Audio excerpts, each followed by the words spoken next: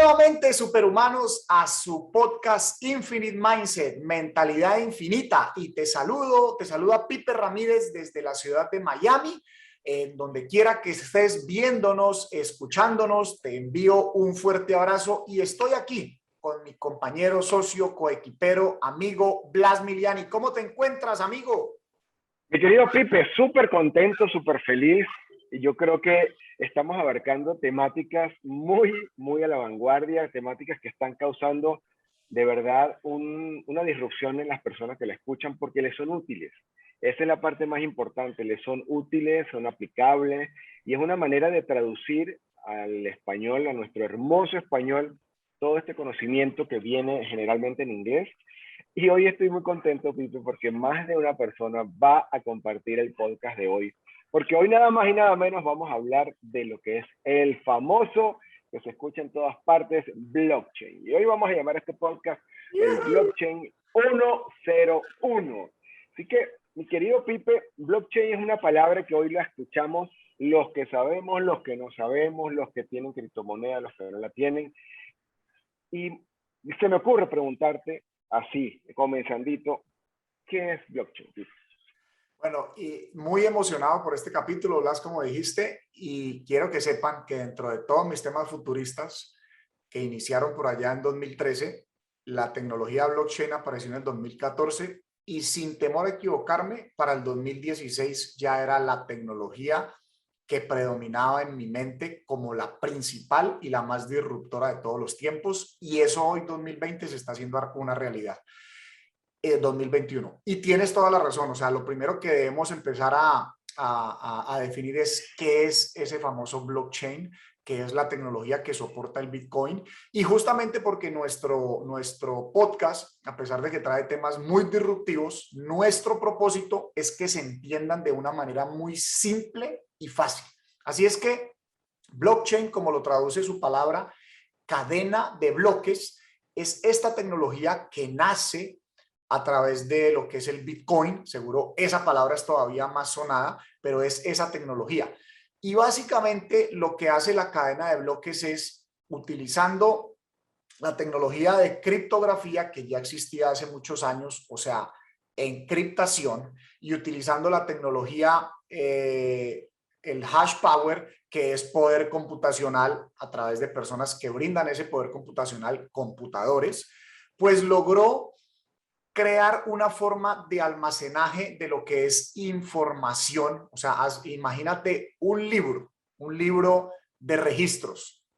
No importa si es de dinero, de artículos, de procesos logísticos, de votación, de cualquier cosa que te quieras imaginar. Obviamente, esta cadena de bloques nace como con un primer uso como el tema de las monedas, de las criptomonedas. Entonces, imagínate ese libro de registro donde se apunta, este uno es de Juan, pero este uno Juan se lo está entregando a Pedro. Entonces, básicamente lo que sucede en ese libro de registro, los libros de registro siempre, independientemente que fueran a nivel gubernamental, a nivel privado, a nivel de bancos, a nivel de compañías de tecnología, han podido ser vulnerados o hackeados o cambiados o manipulados o modificados de alguna manera.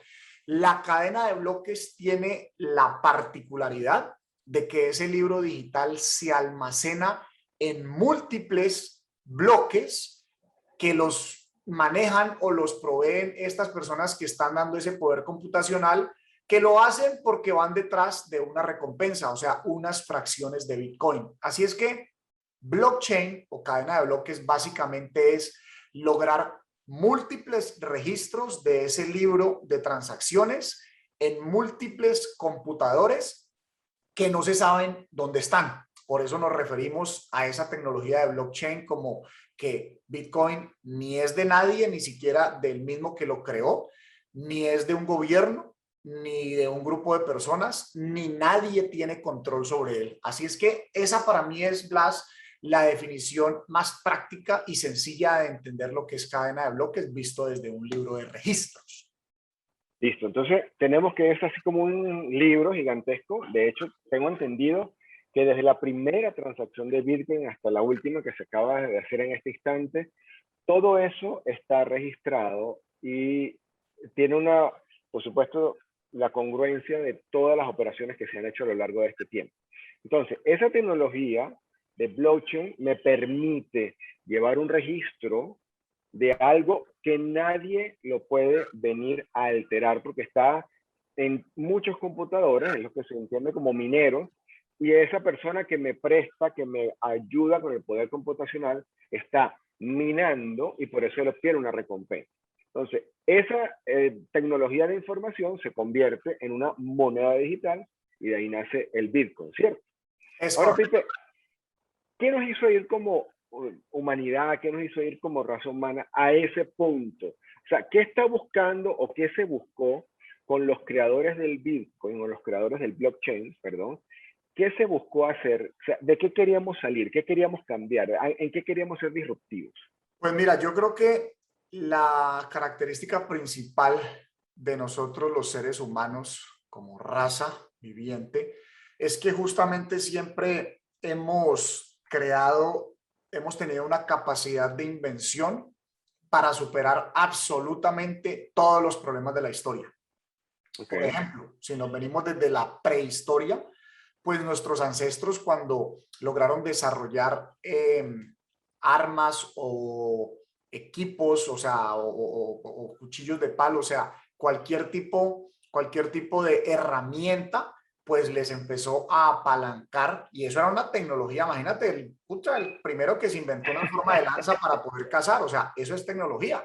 Ahora imagínate Okay. un poco más adelante cuando alguien movilizar las cosas era tan difícil y alguien dijo, oye, vamos a hacer estas pirámides y esos bloques, moverlos cargados entre personas, pues al que se inventó la rueda, pues la sacó del estadio porque inventaron una plataforma y una rueda de madera y entonces sobre eso podían movilizar cosas. Entonces, Okay.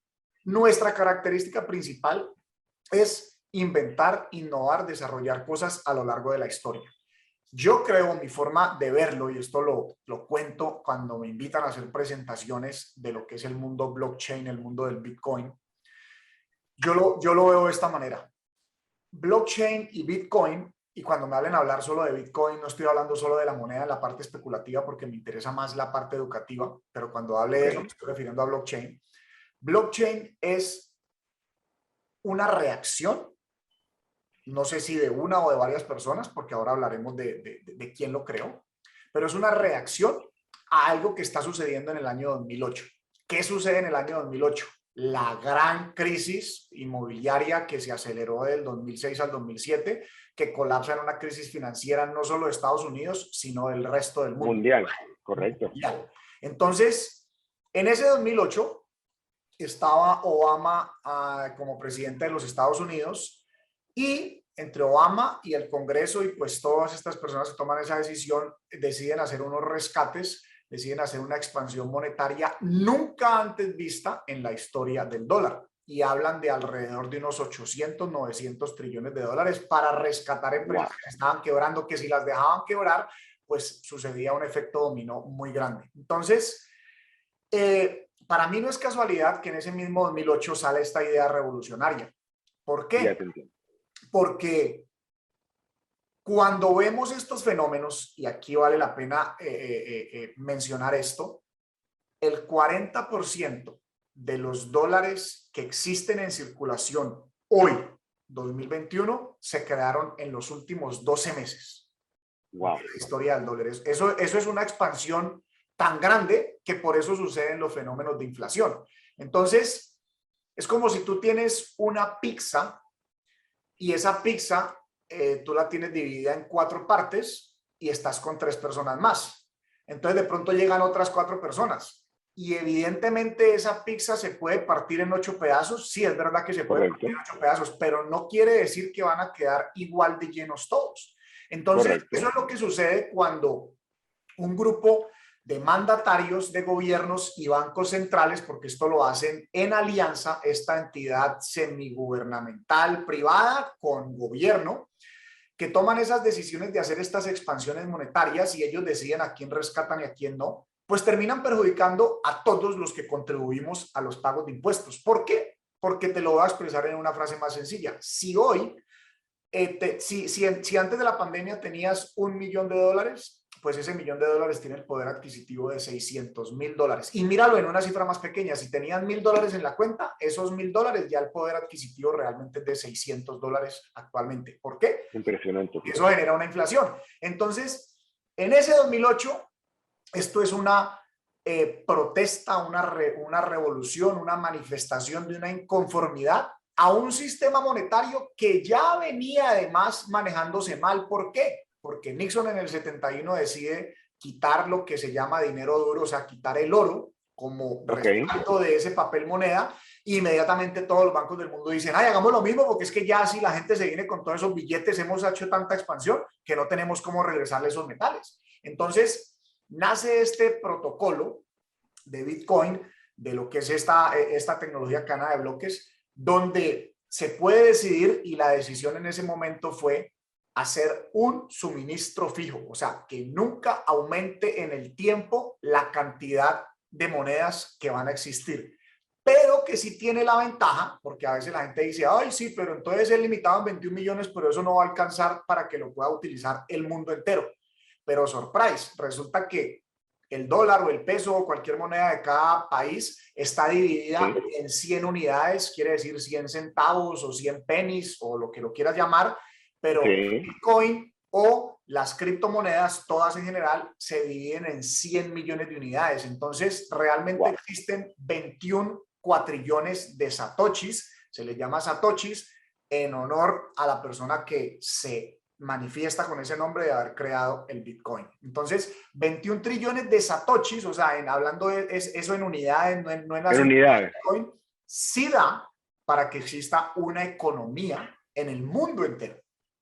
Ahora, Pipe, con eso que tú nos comentas, se pudiese decir que ese movimiento lo que viene es a buscar recuperar poder, autoridad e independencia en las finanzas de la mayoría de la población. O sea que satanizar o ver como negativo la tecnología del blockchain sería como, en cierta manera, erróneo, porque más bien todo lo contrario, lo que estamos buscando es dar la libertad de romper esos controles gubernamentales y de grandes grupos para que la mayoría de la gente tenga control de sus finanzas. ¿Eso puede ser una interpretación de lo que pasó? Buenísimo lo que acabas de decir, porque yo sí expreso mi rebeldía, mi inconformidad desde, o sea, ahora la expreso públicamente, pues porque afortunadamente he tenido la oportunidad de crear estos canales de comunicación, pero desde el 2010, 11, 12, que empiezo a entender, porque yo no solamente, a mí esa crisis, en esa crisis me quiebro, y yo decido entender por qué me quebré yo, por qué sucedió esa crisis, pero termino llegando al 29. Entonces, lo que tú dices es cierto, la gente alega por alegar. Entonces, quieren satanizar el blockchain o el Bitcoin o las criptomonedas, pero realmente, entonces es como si te estuvieras atacando a ti mismo. ¿Por qué razón? Porque al final los gobiernos y estos bancos centrales son los que toman esas decisiones por unas pocas personas, y ahí es donde entra mi rebeldía, los que son del mundo cripto, del mundo blockchain, el creador de esto de movimiento o los creadores, además de otras cadenas de bloques, esa inconformidad a un mal manejo que se viene presentando. Entonces, es totalmente acertado lo que tú dices, Blas, estoy totalmente alineado con eso. Esto, al contrario, nos da poder, porque cuando los bancos centrales deciden emitir más dinero, pues nos están quitando poder a nosotros. Ahí hay una centralización de este manejo de esos activos, mientras que el mundo del Bitcoin es totalmente descentralizado. O sea, nadie puede cambiar ese protocolo de que van a existir más 21 millones de monedas de Bitcoin. Entonces, eso nos pone en una posición de poder, eso nos pone en una posición donde yo tengo el control. Además de todo esto, es que no tengo que ir a través de ningún intermediario. Realmente, cuando tú tienes tu dinero en el banco, tú estás confiando que ese banco está gestionando bien tu dinero y el de las demás personas, y no se van a quebrar. Correcto. Porque imagínate la tristeza tan grande cuando Lehman Brothers, en esa misma crisis del 2008, el banco más grande de los estados en ese momento, y no era un banco de comercio para la gente, pero era un banco de inversión, el más grande, el CEO de ahí era el gurú de las finanzas, y cierran las puertas y dicen, no podemos sostener más esto, estamos quebrados.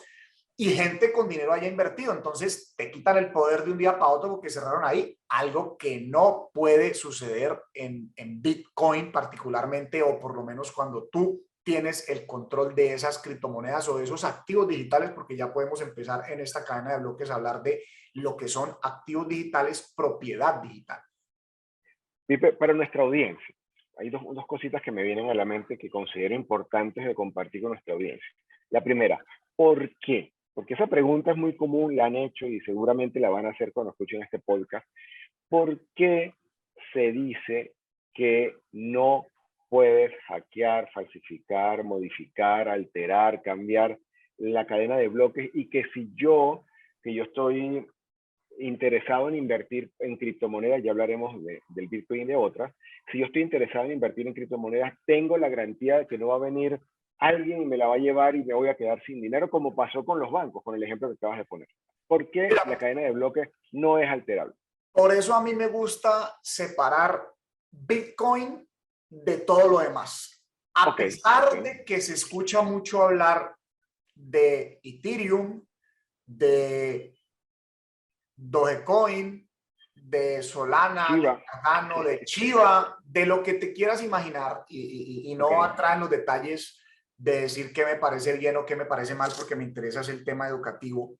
Sí es cierto que un solo lado es Bitcoin y la cadena de bloques de Bitcoin, y todo lo demás cae al otro lado. Dentro de todo lo demás, todavía hay que mirarlo como empresas o negocios descentralizados, que la mayoría de ellos no están regidos por gobiernos, y que, por ejemplo, confío en el grupo de fundadores que lo manejan como una fundación y han creado un protocolo muy interesante, por ejemplo, como Ethereum. Ahora hay uno que está sonando mucho como Solana, que tiene una escalabilidad importante, pero sin embargo, sí se ha demostrado que se pueden modificar cosas. Por ejemplo, Ethereum no lo han hackeado, pero hay cadenas de bloques que han sido hackeadas. La mayoría de las veces que se escucha este tema del hackeo también sucede es con los brokers. ¿Por qué? Los brokers intermediarios, porque también entonces entran a existir lo que se llama exchange, termina siendo como un banco, o sea, termina siendo el intermediario entre las monedas y el usuario. Entonces, cuando hackean realmente algo, que se habla que hubo un hackeo y se perdieron 200 millones, que se perdieron 800 millones de dólares, realmente fue porque hackearon ese exchange, ese broker intermediario, o porque hackearon tu computador, porque también la verdad es que pueden acceder a tu computador, y si tú tienes ahí grabada la información de cómo acceder a las llaves para acceder a esas criptomonedas, pues te van a hackear también. Sin embargo, la cadena como tal de Bitcoin nunca ha podido ser hackeada, nunca ha podido ser vulnerada, nunca ha podido ser modificado uno de sus libros de registros. Nunca eso ha sucedido. ¿Por qué lo digo tan seguro? Porque esto lo han probado. Imagínate con el precio que tiene un Bitcoin, imagínate los intentos de hackeo que han intentado hacer. Ya te entiendo. Imagínate cuando esto empezó a tomar valor, porque al principio, como todo en la vida, una tecnología y más digital no tenía valor. Entonces, mientras iban probando la tecnología, pues simplemente los desarrolladores, ingenieros desarrolladores, desde su fundador hasta los que él fue contactando, pues recibían decenas, inclusive cientos de miles de dólares de recompensas por simplemente probar la red de Bitcoin, pero ellos transaccionaban entre ellos de manera prácticamente gratuita simplemente por probar. Entonces, existe un famoso día donde se llama el Pizza Day, que se celebra todos los años, que alguien dijo, cuando esta tecnología ya iba caminando unos cuantos años, dice, pues doy 10,000 bitcoins al que me mande 2 pizzas a tal dirección. Y alguien en Inglaterra dice, pues lo máximo que tengo que arriesgar son $40 por 10,000 bitcoins. Esa tecnología se ve prometedora, él ya había escuchado sobre eso, manda 2 pizzas y le mandan 10,000 bitcoins. Y esa fue la primera vez que el bitcoin tiene un valor transaccional ya medido en dólares. Entonces, a ese momento, luego sucede que de ir de unos centavos en el primer run, llega a $200 en un periodo pues extenso. Entonces ahí ya es donde empiezan obviamente a montar intermediarios a montar y los hackeadores pues intentar porque ya tiene un valor. Entonces tratan de hacerlo y pues como te digo, nunca han podido modificar los protocolos, el suministro, los registros, pero sí han podido modificar lo que son exchanges o billeteras dentro de los computadores de las personas. Entonces, esa es una cosa en Bitcoin.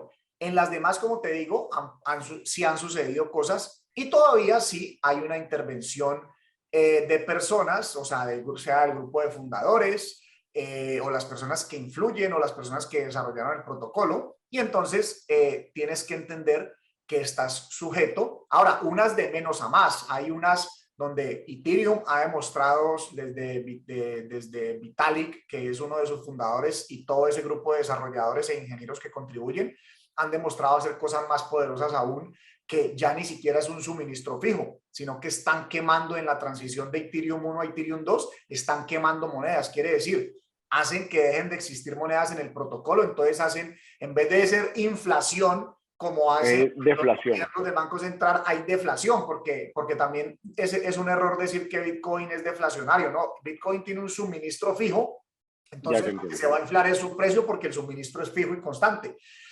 En Ethereum está sucediendo al contrario, pero entonces hay que tener esa observación y esa apreciación de que de todas maneras, por más de que hagan la mayoría de veces cosas buenas, pues sí se puede modificar. Entonces, entre más centralizado te vayas en esa cadena de bloques, pongo un ejemplo, si el Banco Central dice, monto mi cadena de bloques como lo está haciendo China y saco mi plan digital, pueden modificar absolutamente todo. De hecho, se van a dar cuenta hasta del chicle que te comiste, porque si algo tiene, también que esto es una gran confusión en la gente, no, que es que eso solo se utiliza para hacer compras de drogas y compras de armas y compras de lo que no se puede y lo indebido. Sí, correcto. Hay un anonimato porque no sale tu nombre, simplemente son direcciones de números y todo eso, pero esas direcciones, que son números y letras, pues se tienen que utilizar desde un IP address. Entonces, al final es mucho más trazable que el efectivo. El efectivo puede haber un momento donde se pierde el rastro, sin embargo, en la cadena de bloques siempre va a haber ese registro. Entonces, desde lo menos centralizado hasta lo más centralizado, pues los más centralizados inclusive van a tener más poder. Cuando hablabas ahora de que estos sistemas quitan poder, pues cuando ellos se monten en la cadena de bloques, y esa es mi invitación también a que la gente entienda el concepto, es allá te van a quitar todavía más poder porque tienen todavía todo más controlado. O sea, ya no hay billetes. Imagínate esto, si controlan en China con efectivo, digamos, una persona con efectivo, con todo este tema de que hay personas que si hablan cosas que no les gusta que el gobierno que las mencione, pues esas personas pueden ser bloqueados en las comunidades que ofrece descuentos el gobierno, en los servicios públicos de transporte. Pero si esas personas tienen efectivo, de cierta manera se pueden movilizar allá, así sean un poco rebeldes. Cuando ya el dinero sea totalmente digital y centralizado, lo que me refiero a las monedas de ellos, no tienen cómo mover, o sea, literal los apagan, como hay películas que veíamos en los años 90, que te cancelan. Que borran tu data y ya no existes y ya. Tú no existes y perdido. Entonces, ahí tiene mucho más sentido entender el mundo descentralizado porque hacia allá vamos. Ahora, fíjate qué interesante, Pipo. A ver, para ver si lo compartimos de esta manera también. No es hackeable, no es modificable, tienes toda la garantía porque no está en un solo sitio digitalmente. Está repartido en muchísimos sitios y no hay manera de ir a modificar, a cambiar, a alterar esa información que está en todos los computadores que tampoco sabes cuáles computadores son, y eso te garantiza de que esa información encriptada no se va a alterar, porque cuando tú alteras en un solo computador, no cuadran en los demás. Por eso es que se llama, por eso es que es la criptografía, corrígeme, o sea, todo encaja de manera perfecta. Al alterar uno y no poderlo alterar en todos los sitios, se sabe, se determina y se entiende de que ahí hay algo que no funciona y por eso no se da el cambio. ¿Sí? Es correcto. Tal cual, mi querido. Ahora, mira un punto interesante acá. El Bitcoin ahorita el 3 de enero del 2022 va a cumplir 13 años, ¿cierto? Ajá. 13 años va a cumplir el Bitcoin. Y entonces está el Bitcoin y posterior al Bitcoin salen otras, ya has nombrado varias, Ethereum y otras. Pero hay un tema ahí también que hemos hablado, porque estamos hablando de blockchain de manera pedagógica, y es los famosos contratos inteligentes, después salen los NFT, y el contrato inteligente es algo que me va a permitir a mí sellar una transacción contigo sin, sin tanto papeleo, sin tanto recaudo, porque al no poderlo alterar y yo tener un activo digital o un criptoactivo, yo lo voy a poder poner en garantía, hicimos un contrato y ya eso pasa de una vez. Eso tengo entendido que no, en este momento no se puede hacer en vivo, con Bitcoin, pero sí se puede hacer con las otras cripto, y eso está en la tecnología blockchain. Háblanos un poquito de esa parte, o sea.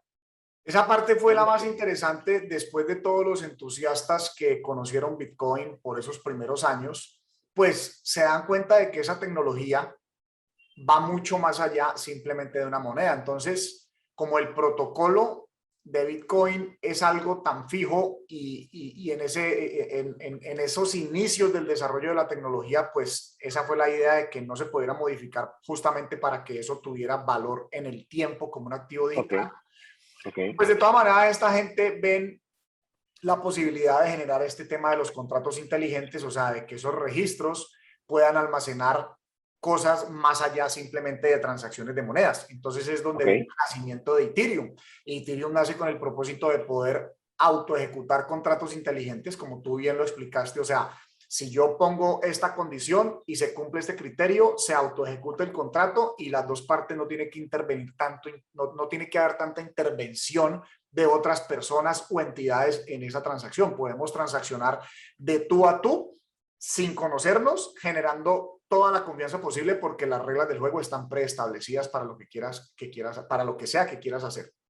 Entonces, nace este tema de Ethereum y ahí se empiezan a desarrollar muchas aplicaciones de uso, o sea, muchas otras compañías sobre esa cadena de bloques de Ethereum con diferentes propósitos, con propósitos de resolver un tema de identificación, de información de salud, de redes sociales descentralizadas, de finanzas descentralizadas, de arte digital, de lo que te quieras imaginar que existe en este mundo y en el mundo digital, pero trasladado a esa forma de navegar en una cadena de bloques. Y otro ejemplo, Blas, que yo coloco para entender también la cadena de bloques, es que si hablamos en concepto de dinero, haz de cuenta que si tú tienes el dinero, imaginémonos que el dinero, tanto el papel moneda como el digital, van por unos ferrocarriles. Yo digo,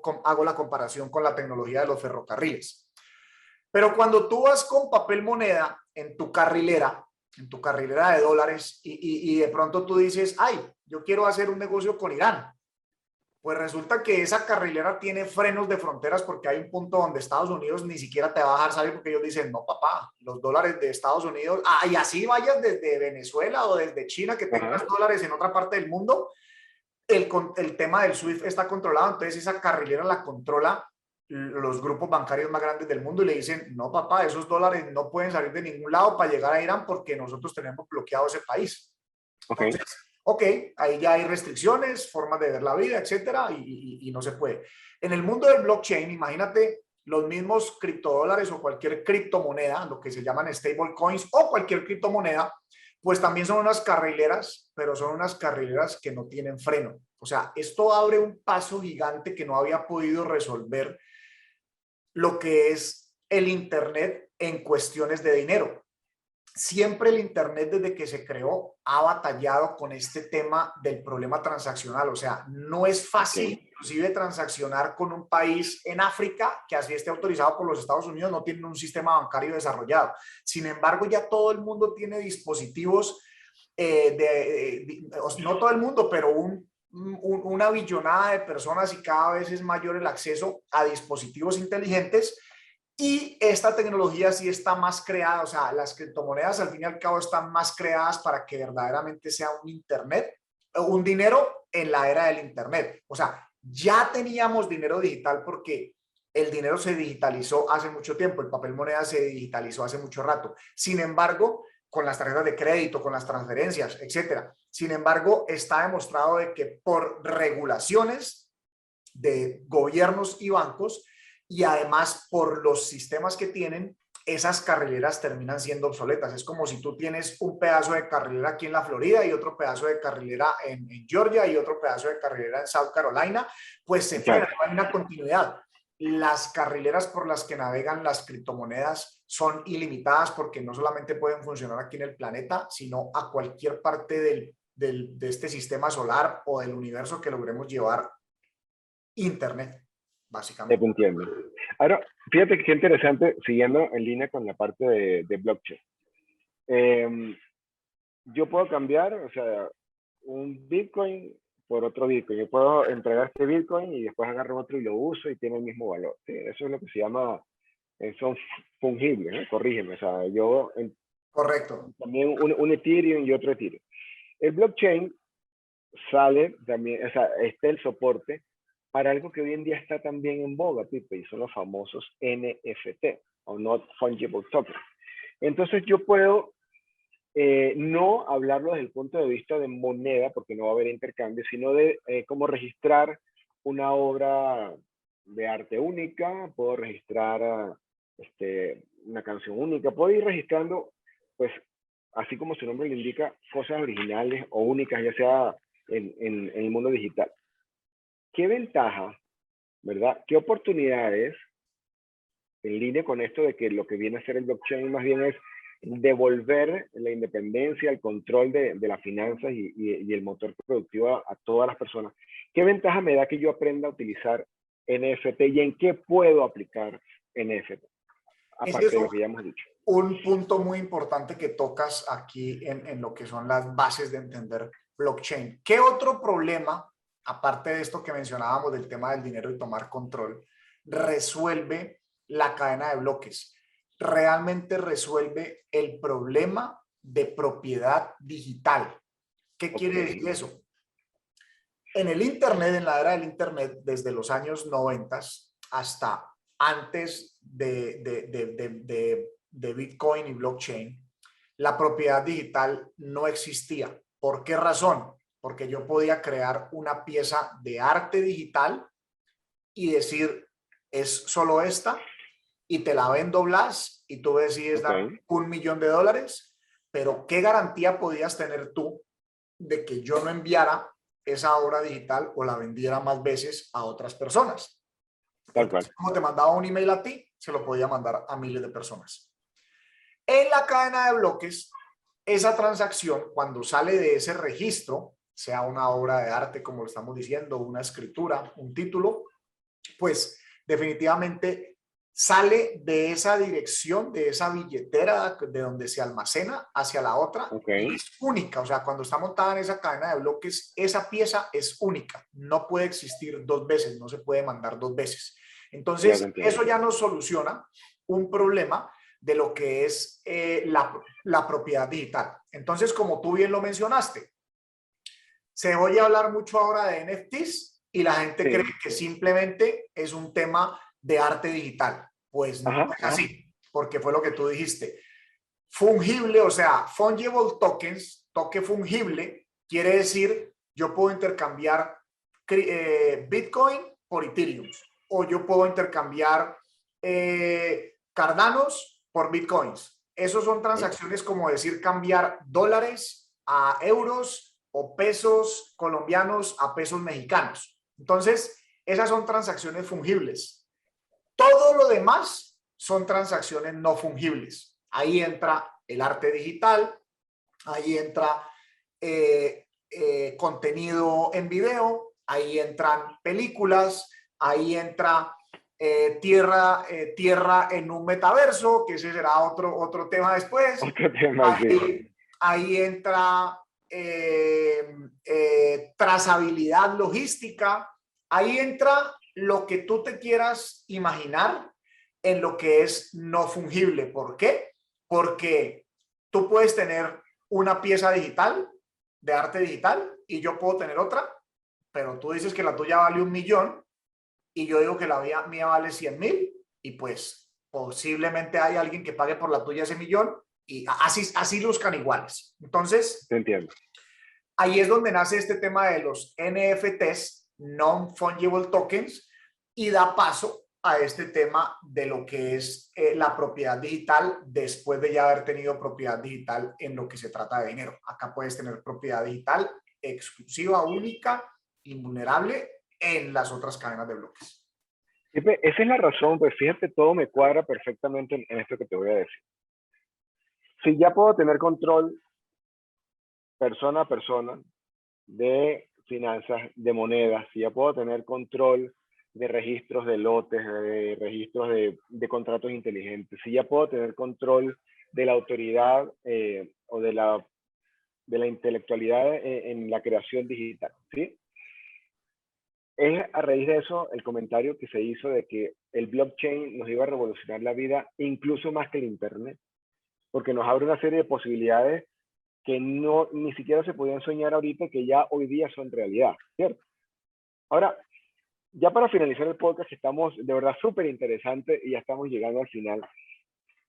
¿Qué le recomendarías tú, que eres una persona experta, no de teoría, sino de práctica, porque trabajas con cripto, trabajas con blockchain, lo hablas, lo predicas y lo aplicas en tu vida y en tus negocios? ¿Qué le recomendarías a 3 personas diferentes desde estos 3 ángulos?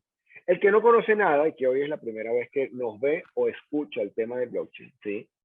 El de emprendedor que está comenzando, ya sea que montó, bueno, hoy un negocio físico, sí, o que hoy está incursionando en el mundo digital, marketing, e-commerce, lo que sea.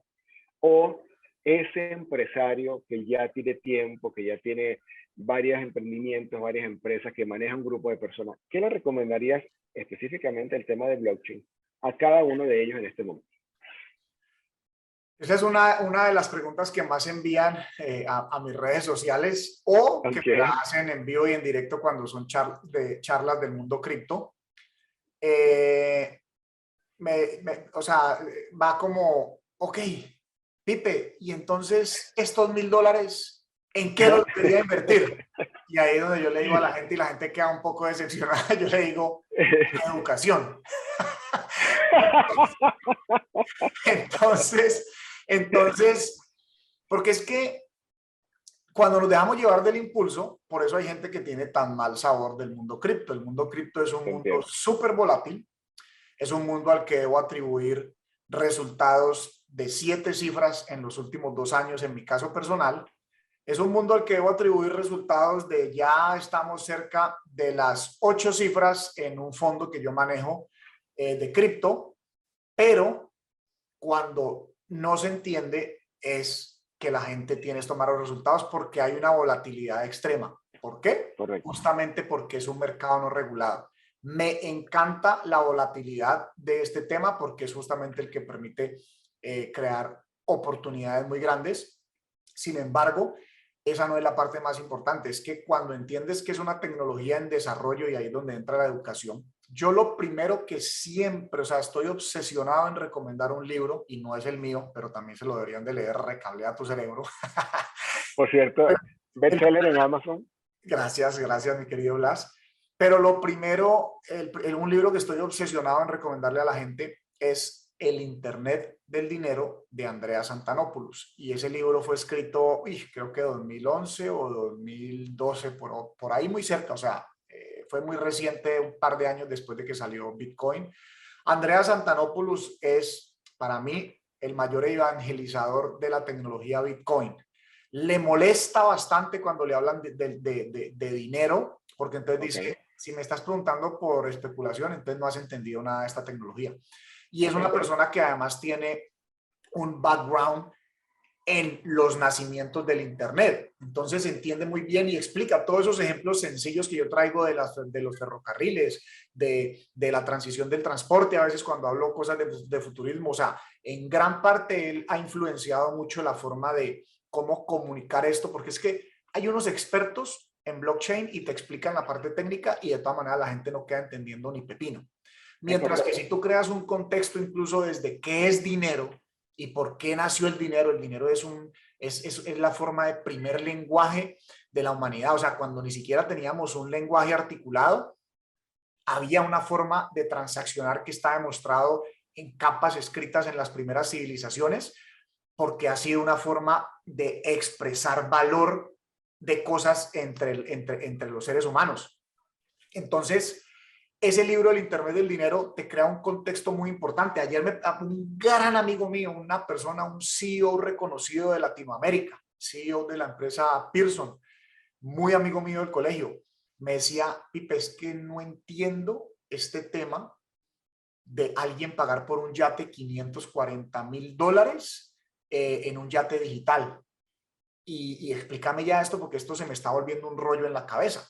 Entonces yo le digo, antes de explicarte el metaverso y antes de explicarte NFTs, vete a ese libro, porque ese libro te va a crear un contexto hablándote de tecnologías muy de 1800, 1900, los inicios del Internet y además de qué es el dinero para poder entender blockchain. Una vez uno entiende blockchain y Bitcoin, entonces es más fácil entender todo esto que está sucediendo dentro del mundo del blockchain. Entonces, ese es el primer libro, porque en YouTube te vas a encontrar todos los canales de YouTube hablan del tema de la especulación, la mayoría. Entonces, ahí es donde hay que despertar este sentido de curiosos, de curiosidad, superhumanos. Te invito a que seas de este grupo de, por eso somos Infinite Mindset, mentalidad infinita, mentalidad de crecimiento, mentalidad exponencial, pero eso no quiere decir que entonces solamente nos vamos a enfocar en esa parte especulativa. Al contrario, nos tenemos que enfocar en esa parte educativa, tenemos que ser curiosos, discernir de absolutamente todo lo que nos están diciendo a través de un video, inclusive de esto mismo. O sea, mira este dato. Gente seria que en algún momento fueron detractores de Bitcoin, que se dedicaron a hacer una investigación de Bitcoin con el propósito de escribir un libro de que eso era un fraude, que Bitcoin no funciona y que es una tecnología que no va a funcionar, pues terminaron siendo personas criptoentusiastas, defensores del mundo blockchain, defensores de todo lo que tiene que ver con esta movida. Entonces, no podemos pensar con eso, que con un videíto ya lo vas a resolver. Ahí es donde te vas a este libro, El Internet del Dinero, sigues profundizando, hay grandes autores, o sea, no hay una mejor forma de retorno de inversión, de conocimiento que a través de un libro. Los canales de YouTube, y esto va tal vez un poco en contra de esto que hacemos nosotros por nuestros medios digitales, pero en serio, o sea, la información condensada de años de investigación de una persona se encuentran en un libro. Este podcast nosotros lo preparamos en un par de horas, en un par de días. Entonces, el retorno de inversión que tiene leyendo un libro es lo más grande que vas a tener, y ya hay grandes autores en este tema, pero el inicio, El Internet del Dinero de Andrea Antonopoulos. Perfecto, Pipe. Y eso aplicaría tanto para el que está comenzando, como para el que está intermedio, como para el que ya tiene desarrollado una estructura ya. Mira, yo he hablado con personas que han ganado cientos de miles de dólares en el mundo cripto porque llegaron por un consejo especulatorio que le dijeron, oye, compra Bitcoin, y pues obviamente si compraste 2 Bitcoin cuando valían $200 cada uno, pues obviamente hoy en día tienen arriba de $100,000, pero no entienden verdaderamente la tecnología, entonces se van enfocando todavía más en el mundo especulatorio. Aquí el llamado, la invitación es justamente a entender esta tecnología, porque esta tecnología va a cambiar el mundo. O sea, si creemos que el Internet cambió el mundo, esta lo va a cambiar y a una velocidad mayor. Y cuando el blockchain entre en convergencia, o sea, cuando se cruce en esa línea con inteligencia artificial, mira, el que no lo entienda va a sentir que le está pasando un tsunami por encima, porque aquí no va a haber el espacio que ha dado el Internet de 20 a 30 años de transición a pasos.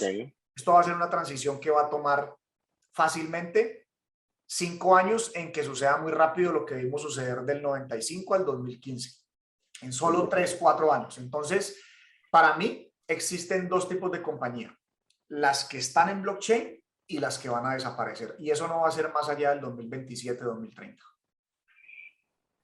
Bueno, lo compartimos a toda la comunidad y nuestra audiencia para que comience a capacitarte. Vamos a invitarlos a que lean este libro que Pipe acaba de recomendar, El Internet del Dinero. Y bueno, Pipe, llegamos al final de este podcast maravilloso, invitando a toda nuestra audiencia a que comparta esta información con todos sus conocidos, a que lo siga en el canal, suscríbete al canal y dale la campanita para que seas el primero en recibir actualización de todo el contenido de valor que estamos sacando constantemente. Si nos sigue por las otras plataformas, si es Spotify o Apple Podcast o cualquier otra, por favor, comparte para que los algoritmos nos vayan posicionando y cada vez más personas reciban de manera gratuita este conocimiento de mucho valor, de muchas horas de preparación, pero con mucho cariño para todos ustedes. Mi querido Pipe, nos despedimos entonces de nuestra comunidad. Mi querido Blas, un placer nuevamente estar por aquí contigo compartiendo esta información que considero de mucho valor. Resistirse a entender blockchain es como resistirse a entender Internet en el año 90, 95. Y a mí me pasó, se los está diciendo una persona que creyó que simplemente era una máquina de escribir un poco más avanzada y luego entonces empecé a sentir en el 2010 que me estaba pasando un tsunami por encima, teniendo el tiempo para hacer esa transición. Es el momento de que entiendas justamente blockchain y lo que está sucediendo en esta gran nueva tecnología revolucionaria que lo que permite es libertad, lo que permite es soberanía, lo que permite es distribuir justamente el poder que se ha concentrado entre los gobiernos y los bancos centrales, que definitivamente no están haciendo las cosas correctamente. Muchas gracias, mi querido Blas, y pues nuevamente estos son temas futuristas, temas de superhumanos, y como siempre lo mencionamos en este canal, aquí vamos de extraordinarios a superhumanos. Superhumanos.